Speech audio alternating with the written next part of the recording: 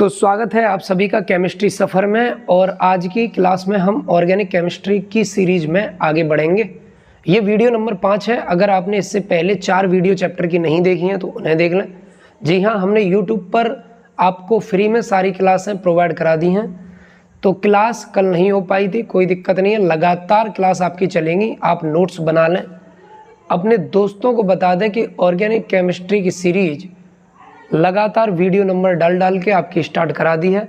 और ये केमिस्ट्री की सेकंड बुक आप पढ़ रहे हैं जिसे आप ऑर्गेनिक केमिस्ट्री कह रहे हैं। तो केमिस्ट्री का पार्ट 2 और पहला चैप्टर चल रहा है केमिस्ट्री सेकंड का, जिसका नाम है हेलो एल्किन तथा hello Eren, hello Elkin and hello Eren, जिसमें आज का बहुत ही इंपॉर्टेंट टॉपिक हम पढ़ने जा रहे हैं जिसका नाम है समावयवता, आइसोमेरिज्म। ये समावयवता क्या होती है, फिर हम समझेंगे हेलो एल्किन में समावयवता किस प्रकार होती है। तो चलिए सबसे पहले समझते हैं समावयवता क्या है। अब समावयवता को यहाँ पे समझते हैं। सबसे पहले इसकी डेफिनेशन लिखते हैं कि समावयवता क्या होती है। तो मैंने लिखा वे यौगिक जिनके अणुसूत्र समान होते हैं, जिनके अणुसूत्र समान होते हैं, जबकि संरचना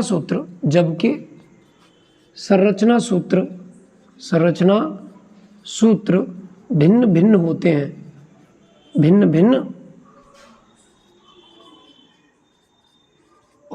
हैं, तो यह स्थिति समावयवता कहलाती है।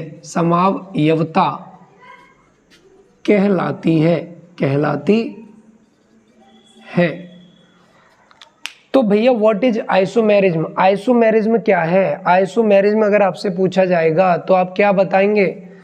The molecular formula is same and the structural formula is different is called isomerism of any compound. तो मैंने क्या कहा, वे यौगिक जिनके अणुसूत्र तो समान है, लेकिन जब उन अणुसूत्रों की संरचना बनाई जाएगी तो संरचना अलग अलग प्रकार से 2 तरीके से बन जाएगी। सूत्र वही है लेकिन संरचना अलग अलग बन रही है। तो ऐसी स्थिति क्या कहलाती है? समावयवता कहलाती है। जल्दी से आप सबसे पहले इसकी डेफिनेशन लिख लीजिए। बहुत आराम से इस टॉपिक को हम कंप्लीट करते हैं, कोई जल्दबाजी नहीं है। तो चलिए समावयवता का एक एग्जाम्पल देख लेते हैं। आप एग्जाम्पल से अच्छे से समझ जाओगे। तो देखो, मैंने यहाँ पर एक उदाहरण लिखा और उदाहरण में मैंने कोई एक अणुसूत्र लिया।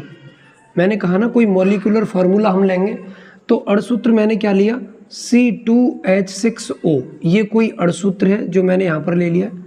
अब अणुसूत्र तो एक ही रहेगा लेकिन इसके संरचना सूत्र भिन्न भिन्न हो जाएंगे। अब इससे मैं 2 संरचना सूत्र बना सकता हूँ। देखो C तो 2 बार है तो 2 बार लिख लिया, ठीक है ना।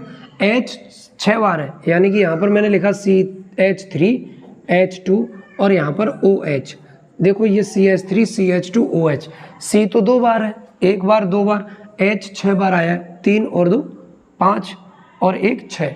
O आपका 1 बार आया है तो 1 बार है। इसे हम बोलेंगे एथिल एल्कोहल। क्या बोलेंगे? एथिल एल्कोहल बन गया भाई, एथिल एल्कोहल। अच्छा, एक संरचना ये बनेगी जिसमें एथिल एल्कोहल बना, मॉलिक्यूलर फार्मूला तो यही है। दूसरा देखो C 2 बार आया है तो 1 बार लिखा आपने, ये 2 बार लिख दिया। आपने कहा H कितनी बार आया? H आया है कितनी बार? 6 टाइम्स। तो आपने यहाँ पे लिखा CH3, यहाँ भी आपने लिख लिया C। बचा क्या? O। तो आपने कहा इस O को मैं बीच में लिख दूंगा, CH3O CH3। ये बन गया डाई मैथिल ईथर बन गया। तो देखो मॉलिक्यूलर फार्मूला ये रहा, ये मॉलिक्यूलर फार्मूला है, ये दोनों इसके स्ट्रक्चरल फार्मूला है। तो ये क्या, ये जो स्थिति पैदा हो रही है कि ऊपर जो लिखा है वो तो एक ही है लेकिन नीचे देखा तो एक एथिल एल्कोहल बन गया, दूसरा डाई मैथिल ईथर बन गया। तो हमने देखा कि ऊपर तो चीज़ें एक ही हैं, इसमें भी एक ही हैं, लेकिन कंपाउंड अलग हो गए, बदल गए बिल्कुल। तो इसका मतलब ये स्थिति जो है वो समावयवता है। ये एक उदाहरण है कि अणुसूत्र एक है लेकिन संरचना सूत्र बनाने पर वो अलग अलग हो गए हैं। इतनी बात समझ में आ रही है? तो अब हम पढ़ते हैं हेलो एल्किन में समावयवता किस प्रकार की होगी। तो चलिए मैं इसे हटाता हूँ, इरेज कर देता हूँ। अब बात करेंगे हेलो एल्किन में समावयवता, मैंने यहां पर लिखा हेलो एल्किन में समावयवता। Isomerism in haloalkane, isomerism in haloalkane, मैंने शॉर्ट में लिख दिया। हाँ भाई, अब हेलो एल्किन में समावयवता कैसी होती है? तो भैया 3 प्रकार की होती है, 3 टाइप्स का आइसोमेरिज्म होता है हेलो एल्किन में। तो हेलो एल्किन में 3 प्रकार की समावयवता पाई जाती है। वो 3 प्रकार की समावयवता कौन सी है? तो पहली जो समावयवता है वो है श्रृंखला समावयवता। यहां पर लिखेंगे पहली कौन सी है? श्रृंखला समावयवता। इसे हम इंग्लिश में कहेंगे चेन आइसोमेरिज्म, श्रृंखला समावयवता। दूसरी है आपकी स्थान समावयवता। ये 3 इंपॉर्टेंट आइसोमेरिज्म है हेलो एल्किन के। इसे हम कहेंगे पोजीशन आइसोमेरिज्म। और एक आपका है प्रकाशिक समावयवता। साथ ही साथ लिखते रहिए, और जो चीज़ समझ में नहीं आए तुरंत कमेंट में लिखिए क्या चीज़ समझ में नहीं आ रही है, मैं तुरंत आपको बताऊंगा। ये है ऑप्टिकल आइसोमेरिज्म। Optical isomerism. तो जो समावयवता है हेलो एल्किन में वो 3 टाइप्स की होती है। कौन कौन सी? आपकी चेन आइसोमेरिज्म, पोजीशन आइसोमेरिज्म और ऑप्टिकल आइसोमेरिज्म। एक एक करके इन सभी को पढ़ते हैं। जल्दी से आप लिख लीजिए, बोलो, लिख लिया? चलो देखता हूँ, मैं अकेले वीडियो बनाता हूँ तो सब कुछ देखना पड़ता है कि कहीं कुछ गड़बड़ तो नहीं हो रही है। मेरी आवाज़ क्लियर आ रही है कि नहीं आ रही है, आपको साफ दिख रहा है कि नहीं दिख रहा है। तो नाइट में अकेले बड़ी दिक्कत होती है, कोई दिक्कत नहीं है, लगी रही है। आपको लाभ मिलना चाहिए किसी भी प्रकार से। यूट्यूब एक अच्छा एप्लीकेशन है जो आप ये देख पा रहे हैं। चलिए आगे बढ़ते हैं। श्रृंखला समावयवता, हटाएंगे इसको, श्रृंखला समावयवता। तो अब हम बात करने वाले हैं श्रृंखला समावयवता की। तो देखिए मैंने यहाँ पर सबसे पहली हेडिंग डाली श्रृंखला समावयवता।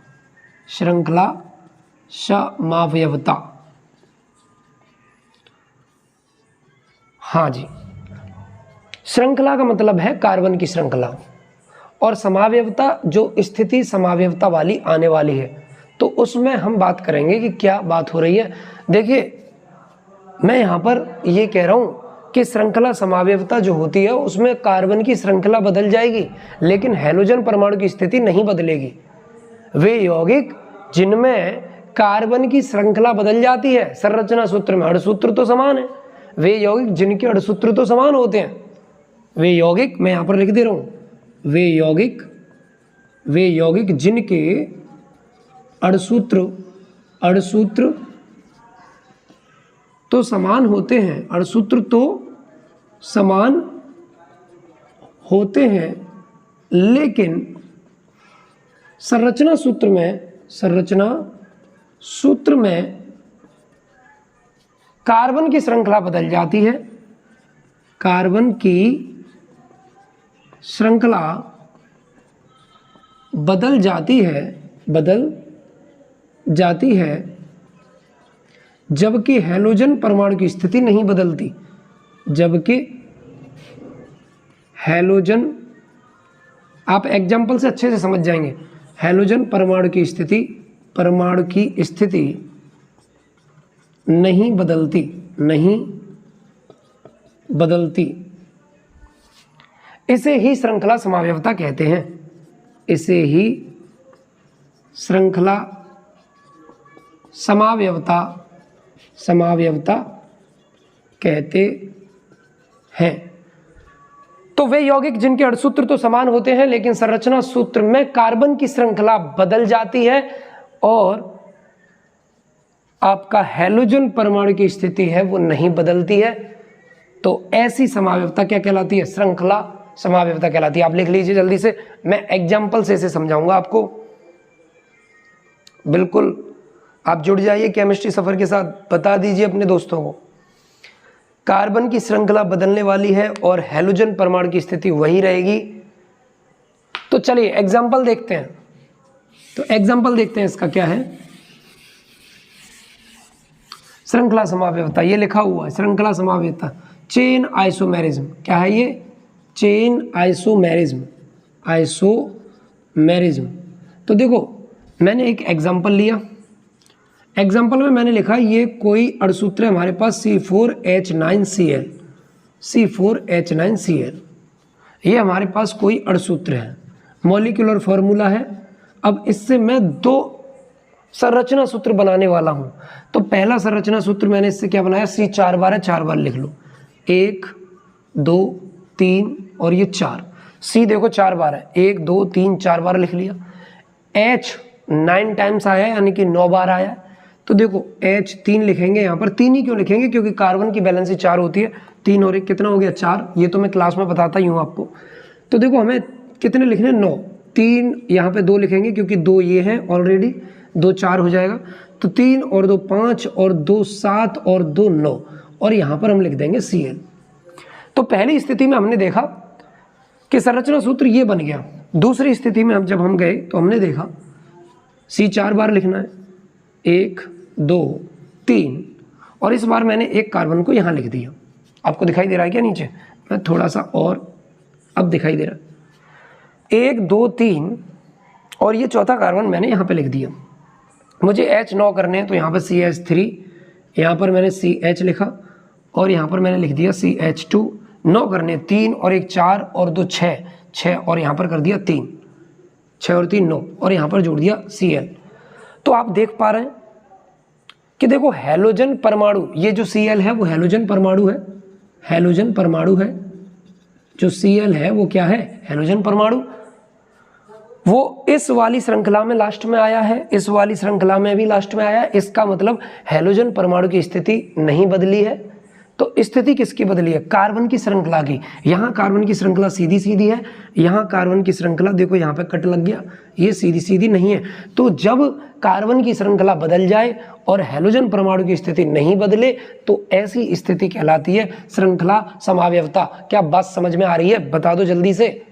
तो बता देना सबको भाई, श्रृंखला समावयवता है, ये एक अणुसूत्र है दोनों का और संरचना दोनों की अलग अलग बनी है और संरचना में कार्बन श्रृंखला बदल गई है। बोलो बातें क्लियर हैं? तो ये दोनों एक दूसरे के समावयवी हैं। आप नीचे नोट करके लिख लेना, ये दोनों, एक तो ऊपर वाला संरचना सूत्र, ये नीचे वाला संरचना, दोनों एक दूसरे के समावयवी हैं। चलिए आगे बढ़ेंगे इसी के साथ। सब कुछ अच्छा दिखाई दे रहा है आपको, कोई दिक्कत नहीं है। तो चलिए अब श्रृंखला समावयवता के बाद हम बात करेंगे किसकी, स्थान समावयवता की बात करेंगे। पोजीशन आइसोमेरिज्म, स्थान समावयवता नंबर 2, स्थान समावयवता, समावयवता। नाम से ही पता चल रहा है भाई, कार्बन की श्रृंखला नहीं बदलेगी, इस बार स्थान बदलेगा। और स्थान किसका बदलेगा, स्थान बदलेगा हैलोजन परमाणु का, क्योंकि पहले हैलोजन परमाणु का स्थान नहीं बदला, कार्बन की श्रृंखला बदली। तो अब बदलेगा हैलोजन परमाणु का स्थान और कार्बन की श्रृंखला वही रहने वाली है। तो चलिए मैं इसकी डेफिनेशन बोल रहा हूँ, आप लिखेंगे, कॉपी पेन ले लीजिए। तो चलिए, वे यौगिक जिनके अणुसूत्र तो समान होते हैं लेकिन उनके संरचना सूत्र में हैलोजन परमाणु का स्थान बदल जाता है तथा कार्बन की श्रृंखला नहीं बदलती है, तो हैलोजन परमाणु का स्थान बदलने के कारण इसे स्थान समावयवता कहते हैं। एग्जाम्पल देखते हैं, वही वाला जो मैंने भी लिखा है यहाँ पर, बिल्कुल वही। देखो ये एक हमने अणुसूत्र यहाँ पर लिख लिया C4H9Cl, ये हमने एक उदाहरण, देखिए यहाँ पर मैं उदाहरण लिख रहा हूँ C4H9Cl, ये हमने एक अणुसूत्र लिख लिया। अब इससे हमें दो संरचना सूत्र बनाने, तो पहला वाला यहाँ पर बिल्कुल वैसा ही जो अभी लिखा, 1 4 बार C लिखना, 2 3 और ये 4, यहाँ पर मैंने CH3 लिख दिया, CH2 CH2 CH2, H करनी है 9, 3 और 2 5 और 2 7 और 2 9, यहाँ पे लिख दो Cl। अच्छा देखो Cl लास्ट में आ रहा है, जो दूसरी संरचना में बनाने वाला हूँ वहाँ Cl लास्ट में नहीं आएगा। CH3 CH2, यहाँ पर लिखा CH, यहाँ लिखा CH2 और यहाँ पर मैंने लिख दिया, देखो 4 बार C आएगा, 1 2 3 4, तो 4 ही बार लिखेंगे, आगे नहीं जाएंगे। H यहाँ पर आया है तो यहाँ पे CH3 हो जाएगा, क्योंकि 3 और 1 कितना होता है 4। अच्छा यहाँ जो CH आया वहाँ पर आ गया Cl। इसमें देखो स्थान बदल गया, ये हैलोजन परमाणु है, हैलोजन परमाणु अब नीचे आ गया, पहले लास्ट में आ रहा था अब नीचे आ गया।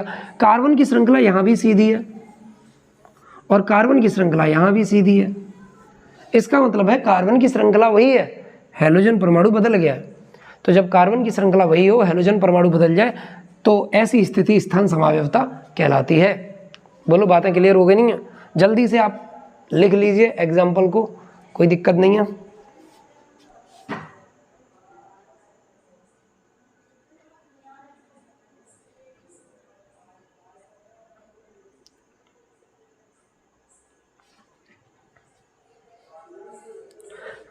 तो चलिए अब बात करते हैं प्रकाशिक समावयवता की। इसके बाद आपने ये सब लिख लिया है, प्रकाशिक समावयवता। ऑप्टिकल आइसोमेरिज्म काफ़ी इंपॉर्टेंट है, तो मैंने यहाँ पर लिखा प्रकाशिक समावयवता, प्रकाशिक समावयवता। Optical isomerism, optical isomerism, optical isomerism की बात करेंगे, क्या होता है ऑप्टिकल। अच्छा इसमें आप एक ही चीज़ याद रखिए, जब प्रकाशिक समावयवता की बात होगी और हैलोजन परमाणु के अंदर हम बात कर रहे हैं, हेलो एल्केन पढ़ रहे हैं, तो हैलोजन परमाणु के साथ आपको प्रकाशिक समावयवता की बात कर रहा है, तो आप एक चीज़ याद रखिए, एक नाम यहाँ पर मैं लिख रहा हूँ, कायरल कार्बन परमाणु, कायरल कार्बन परमाणु। ये देखिए मैंने नाम यहाँ पर लिख दिया, ये नाम याद रखिए बस आप, कायरल कार्बन परमाणु। क्या लिखा है बोलो, ये मैंने देखो बंद कर दिया। प्रकाशिक समावयवता में एक नाम आपको याद रखना है कि कायरल कार्बन परमाणु, इसका मतलब क्या है वो मैं समझा रहा हूँ आपको। देखिए एक कार्बन है, ऊपर लिख दिया मैंने CH3, इसके नीचे लिख दिया C2H5 और यहाँ पर मैंने लिख दिया H और यहाँ पर एक हैलोजन परमाणु जोड़ दिया Cl। यहाँ पे ये दर्पण लगा दिया बीच में। ऑप्टिकल आइसोमेरिज्म का एक एग्जाम्पल पहले ही बता दे रहा हूँ आपको, ताकि आपको दिक्कत नहीं आएगी।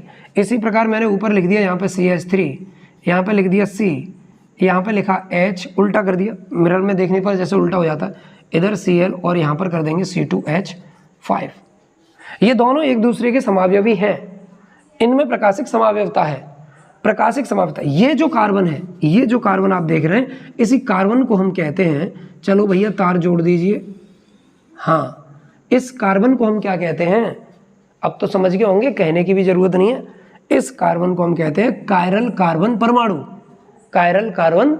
अब कायरल कार्बन परमाणु की डेफिनेशन क्या है कि भाई जिस कार्बन से अलग अलग प्रकार के समूह जुड़े होते हैं, जिस कार्बन से अलग अलग प्रकार के समूह जुड़े होते हैं उसे कायरल कार्बन परमाणु कहते हैं। तो अब प्रकाशिक समावयवता किसे कहेंगे, वे यौगिक जिनमें कायरल कार्बन परमाणु उपस्थित होता है, तो ये प्रकाशिक समावयवता प्रदर्शित करते हैं। इस प्रकार की स्थिति प्रकाशिक समावयवता कहलाती है। इस प्रकार आप डेफिनेशन लिख सकते हैं और ये एग्जाम्पल आप यहाँ पर लिख देंगे, नीचे लिख देंगे प्रकाशिक समावयवता। बोलो बातें क्लियर समझ में आ रही हैं? कायरल कार्बन परमाणु की बात यहाँ पर हो रही है, H से Cl की ओर, H से Cl की ओर, इस तरह आप दिखा सकते हैं, घूर्णन कहते हैं इसको। ये प्रकाशिक समावयवता है, ये उसका एग्जाम्पल आप लिख लेना। ये कार्बन परमाणु अलग अलग प्रकार के समूह जुड़े हैं, इसलिए इस कार्बन को कहते हैं कायरल कार्बन परमाणु। तो वीडियो नंबर 5 में हमने समावयवता को पढ़ लिया। ये समावयवता है, आप अपने दोस्तों को बता दें, बहुत ही सिंपल वे में ऑर्गेनिक केमिस्ट्री की सीरीज चल रही है। जुड़ जाइए केमिस्ट्री सफ़र के साथ। जल्दी मिलेंगे नेक्स्ट वीडियो में अगले नए टॉपिक के साथ। धन्यवाद।